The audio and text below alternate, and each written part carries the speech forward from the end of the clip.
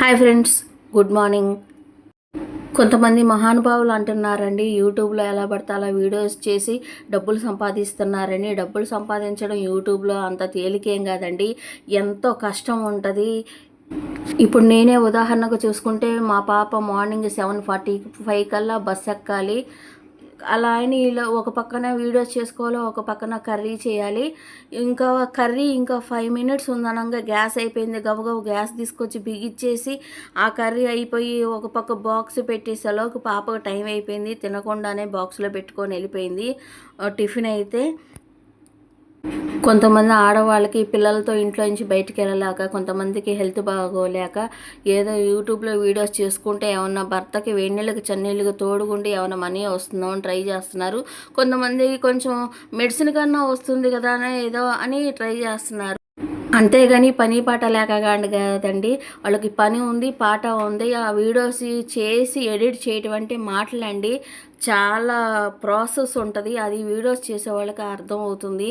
మనం చెప్పడం ఏముంది, ఎవరైనా చెప్తాం. నేను ఈ మాటలన్నీ అనే వాళ్ళకే చెప్తున్నాను, మేము మిగతా వాళ్ళకి అనట్లేదు. నేను మనీ కూడా అంత త్వరగా వచ్చేయండి. 4000 అవర్స్ వాచ్ అవర్ కంప్లీట్ అవ్వాలి 1 ఇయర్కి.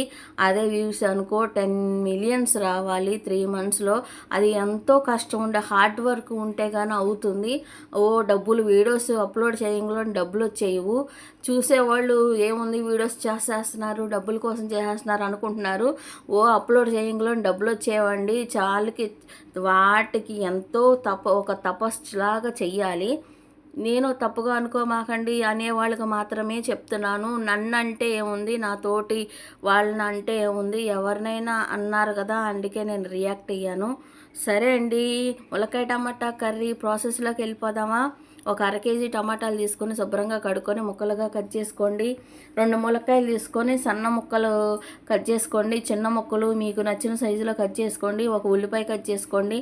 పొయ్యి మీద ఒక కళాయి పెట్టుకొని ఒక 2 గరిటెలు నూనె వేసుకొని, తాలింపు గింజలు కరివేపాకు వేసుకొని అది వేగాక ఈ ఉల్లిపాయ వేసుకొని, ఉల్లిపాయ ఎక్కువ వేగవసరం లేదు, ఈ ములక్కాయలు కూడా వేసుకొని కొంచెం సాల్ట్ వేసుకొని మగ్గపెట్టుకోండి. ఈలోపు ప్రాసెస్లోకి వెళ్ళిపోదామా. ఒక మిక్సీ జార్ తీసుకోండి. దాంట్లో 1 స్పూను ధనియాలు, 1 అర స్పూన్ జీలకర్ర, చిన్న అల్లం ముక్క, తర్వాత 4 ఎల్లుల్లిపాయ రెబ్బలు కొబ్బరి చిన్న ముక్కలుగా కట్ చేసుకోండి. అది మిక్సీ జార్లో వేసేసుకొని మెత్తగా గ్రైండ్ చేసుకోవాలి. ఇది పేస్ట్గా చేసుకోవాలి. రోల్ ఉంటే రోల్లో కూడా నూరుకోవచ్చు.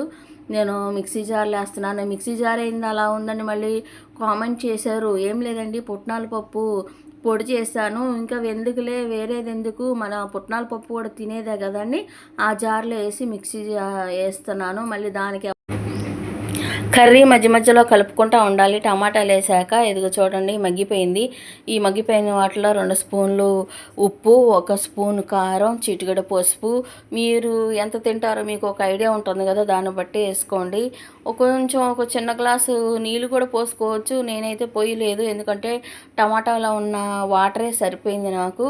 నేనైతే పోసుకోలేదు. అంతా వేసుకున్నాక మొత్తం కలుపుకొని ఒక 5 నిమిషాలు పచ్చివాసన పోయేదాకా మగ్గబెట్టుకోవాలి. చిన్న కొత్తిమీర కూడా శుభ్రంగా కడుక్కొని కట్ చేసుకొని వేసుకున్నాను. చాలా బాగుంటుందండి ఈ కర్రీ, మీరు కూడా ట్రై చేయండి. ఈ కర్రీ ముందు చికెన్ కూర కూడా పనికిరాదు, సూపర్ ఉంటుంది. నచ్చితే లైక్ చేయండి, షేర్ చేయండి, సబ్స్క్రైబ్ చేయండి. చూడండి, ఒకసారి చేసి ట్రై చేయండి. Bye friends.